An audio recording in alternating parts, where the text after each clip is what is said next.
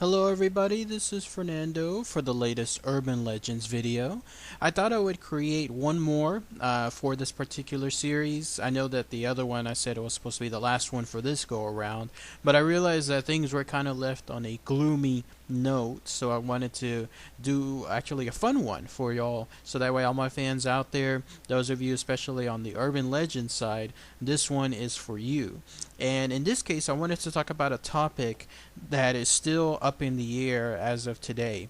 It's a fun one, and what it is what is truly considered the worst comic book character of all time. And the reason why I have it in the Urban Legend status is because one day at one point people will look back and will realize, was this character truly created by Marvel Comics? Like, was it in the Marvel history? Marvel, of course, has taken the stance that yes, it obviously is, because this character has taken on a huge cult-like status, and on top of that, Marvel has even recognized it within one of its history books. So it is there. It's there for everyone to analyze, and I say yes, this character is by far the worst comic book character of all time. So any urban legend status tied to that, I say yes.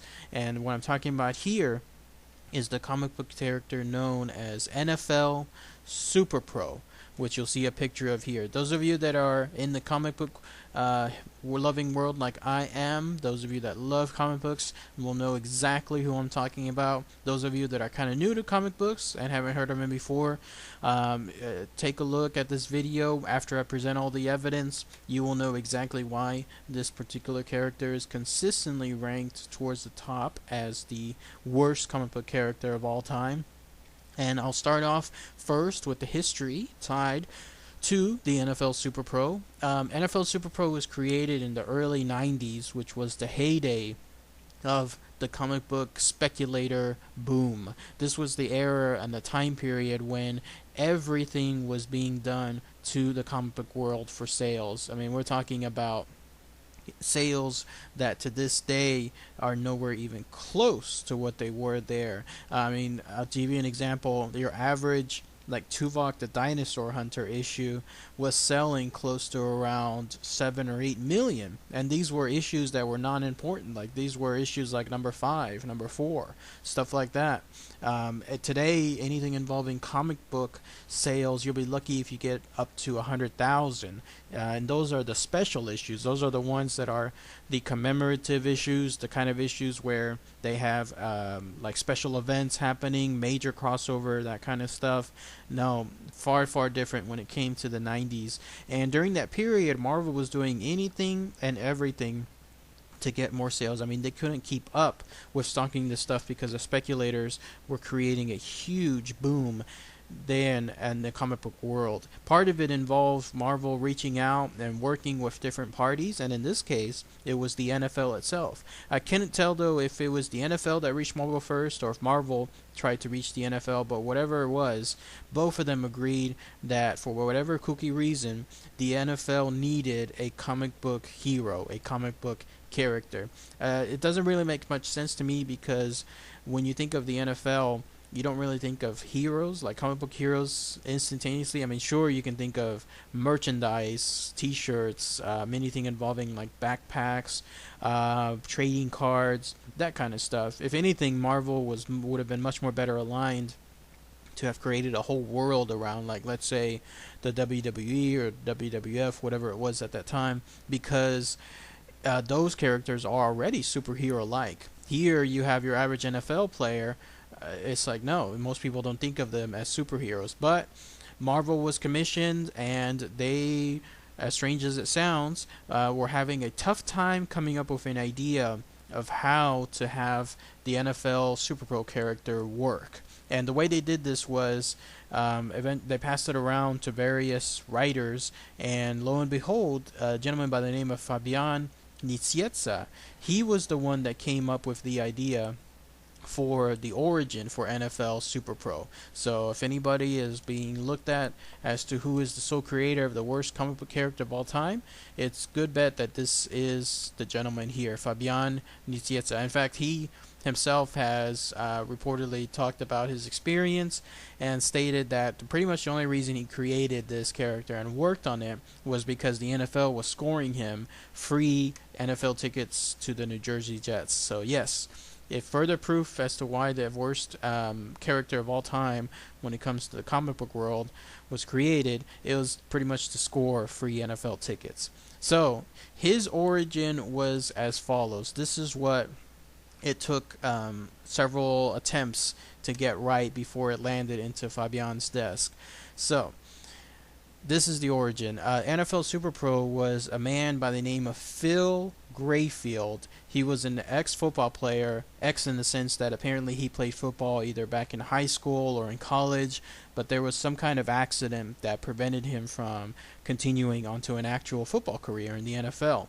So he did the next best thing, which was, if he's not going to be able to be in that world, he might as well talk about that world, and that's become a sports writer. So there he was, a mild-mannered sports reporter, working on a job, working on a task. This task involved him going to a building of some sort that was owned or managed by a chemist. And this chemist happened to be a super fan as well of the NFL. So again, I'm saying all of this like tongue in cheek because like somebody wrote this. Like this was actually approved by the NFL. This origin that I'm about to say is crazy and as kooky as it sounds. So again, Phil Grayfield is there in that building. He's there with the chemist, interviewing the chemist, who also happened to be a huge super fan from the NFL. The chemist is showing him, quite coincidentally, a new football uniform that is apparently invulnerable.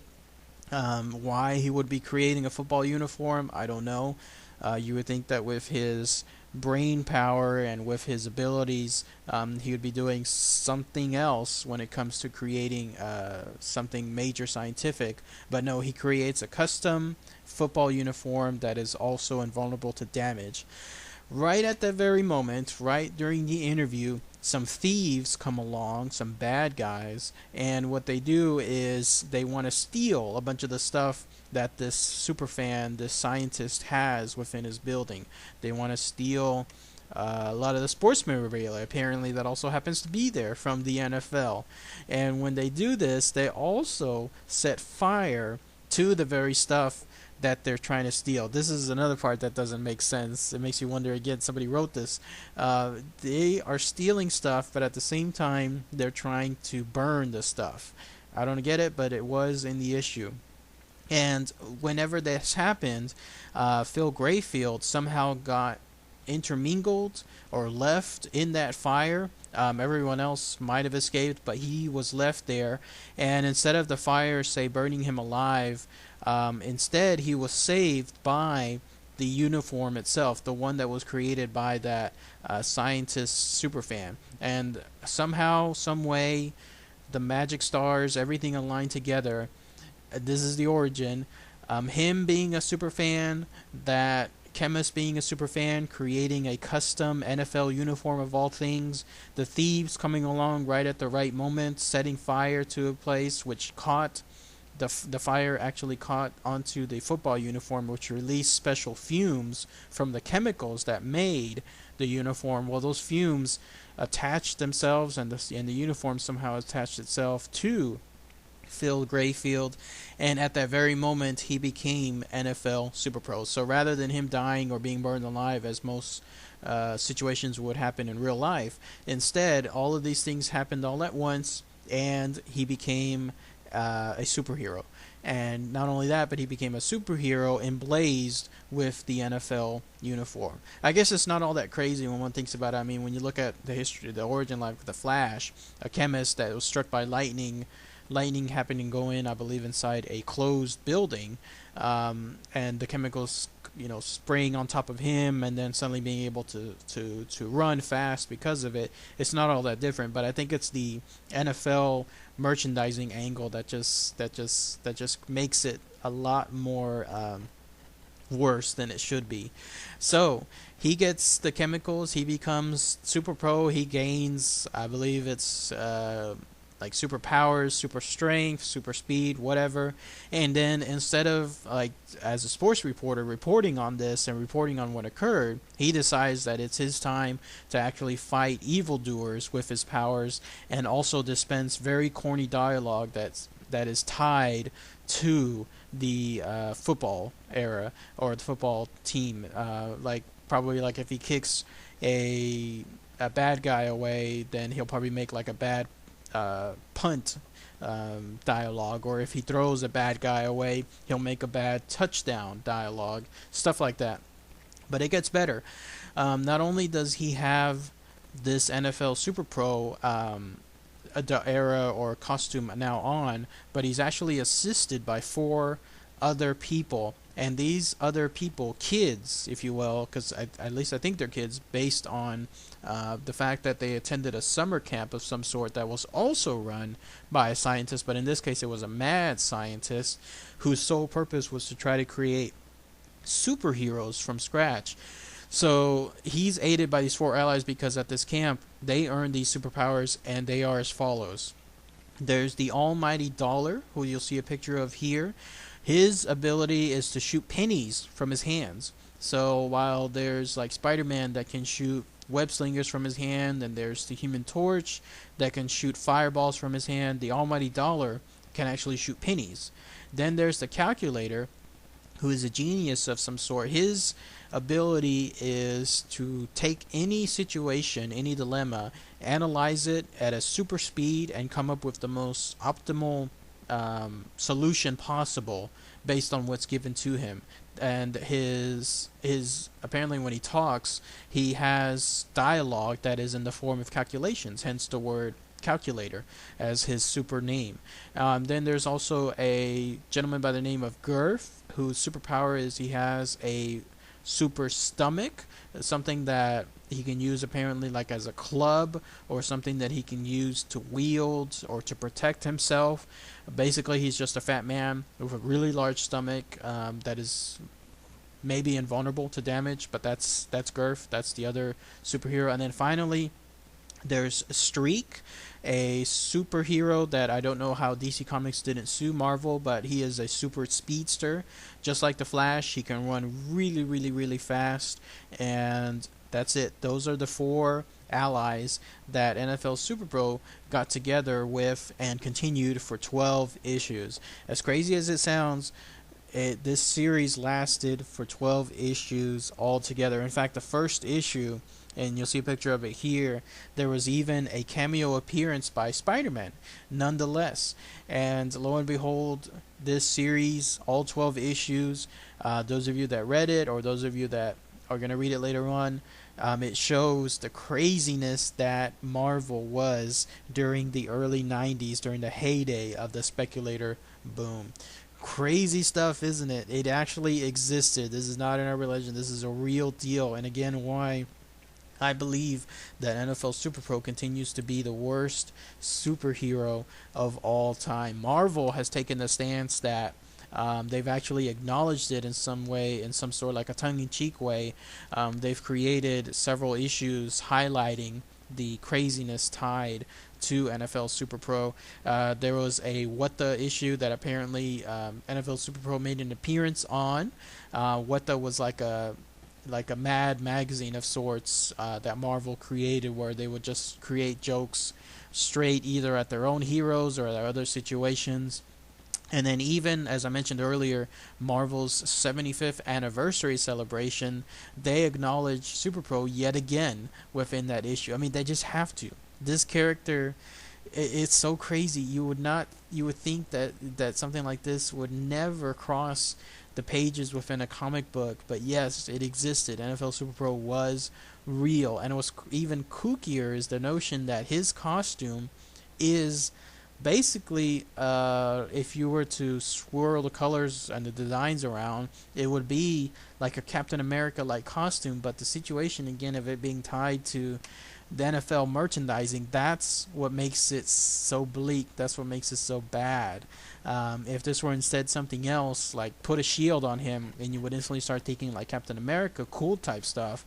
But instead, because the NFL logo is emblazoned right on the front chest, it just adds to the corniness, to the craziness. And I remember actually having a issue. I think it might have been actually the first one when I was younger. I had it in my possession, and even as a young kid, I remember looking at it and thinking to myself, "This is crazy. This is stupid." And I must have just thrown it away. I wish I would have kept it. And there are issues out there. I mean, you can find them on Amazon, on eBay. They're just a couple pennies each, and as long as you pay shipping, it's fine. And even if you go to any kind of comic book stores with those infamous long boxes of comic books that have been there for years, you're bound to find a SuperPro issue for like a quarter or so. So they are out there.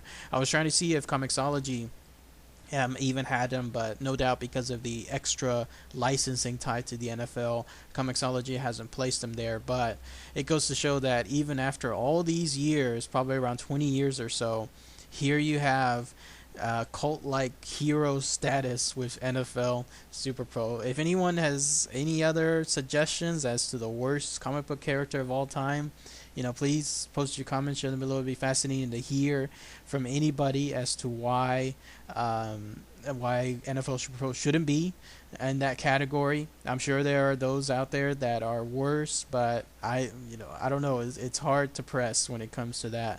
So, all right, everybody. Thanks again as always. Take care.